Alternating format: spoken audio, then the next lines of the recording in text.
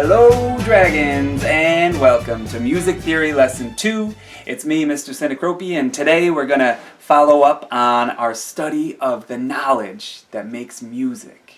And hopefully learning about music theory will not only help you appreciate the things you hear more, but make you capable of being an even greater musician. So, enjoy. Now, today's target is I can describe musical and non-musical sounds using the terms frequency and amplitude. No problem. You will be all over this in just a few more minutes, so stick with me. Okay, here we go. Remember, sound is just vibrations. Just molecules passing vibration on and on and on until it reaches someone to hear it or maybe just fades away. Now, out of all the sounds, all the things around you that can make sound, well, that's this set right here. So just imagine all the things that we can hear. Out of all those things, only some of them are really musical sounds. Musical sounds have a regular frequency. They travel very smooth and repeating wavelengths. So that musical sound that you hear would have a clear pitch, one that you could say, oh, I hear a note there. A glockenspiel plays a musical sound. This bell plays a musical sound. I can detect a pitch. Now, not all waves are so nice and smooth like that. Some sounds have more kind of irregular sound waves and sound patterns. There are many different things mixed together. Something like a car door slamming or a shaker or just a clap. Even something like a drum sounds like it has a pitch. I mean, I can definitely hear.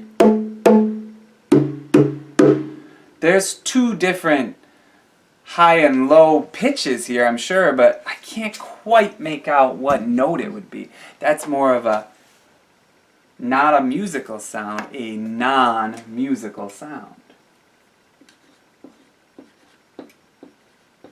Most sounds that we hear are more like this than like this. Most sounds are non-musical. Even in a musical piece or a recording that you listen to, you'll probably hear a lot of sounds that aren't exactly regular. And nothing's perfectly regular. But when we listen to different sounds, it's important to remember that those musical sounds have very special qualities. Because they have a clear pitch, they're an important part of creating melody and beautiful music. Okay? Now, that's what you need to know about musical and non-musical sounds.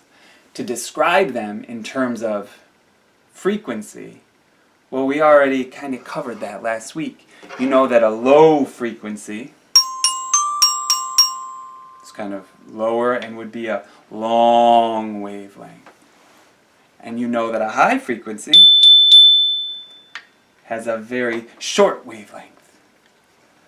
So you could describe a musical sound as high-pitched or low-pitched. You could even describe a non-musical sound as high or low-pitched, right? That sounds kind of higher, and that sounds kind of lower. Okay, so you could do that. The only other thing in that target to cover is amplitude. Amplitude is the size of the vibration, and it determines how loud or soft a sound is.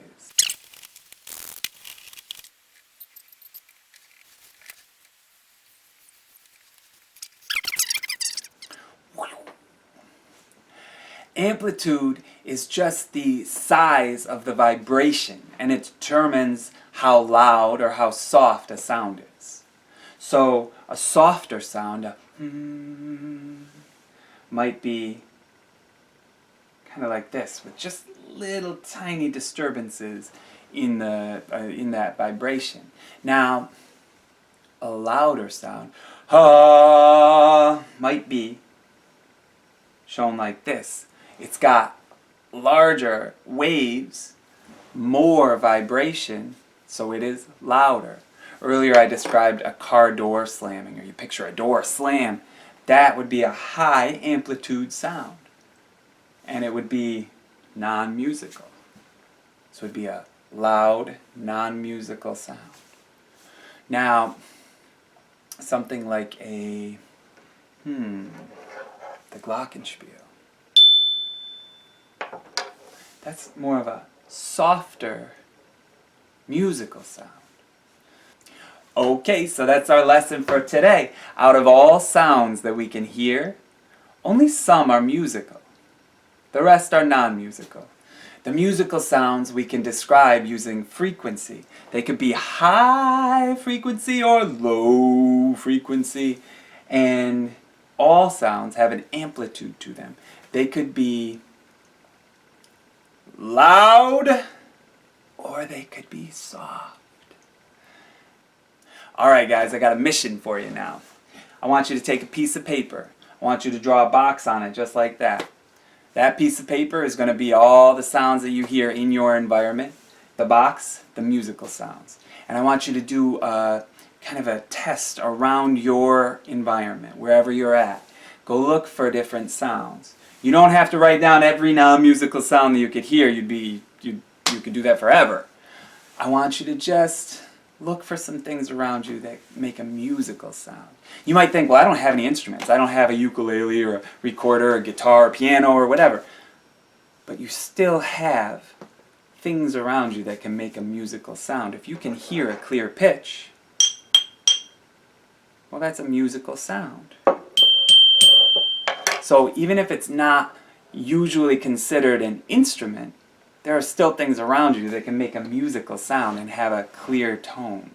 I want you to look for those things and write them down. If you find some interesting ones that you think might surprise people, I'd love to hear from you about it. So go out there, take a little musical survey around you, be a musical explorer, see what you can find. As you do it, think about the amplitude, how loud or how soft it is. And when you find musical sounds, think about the pitch, how high or how low it is. Next week, we're going to take a look at those waveforms and see how they relate to the different pitches that we use for our musical compositions. Have fun, be safe, and I hope your families are well, and I will see you soon.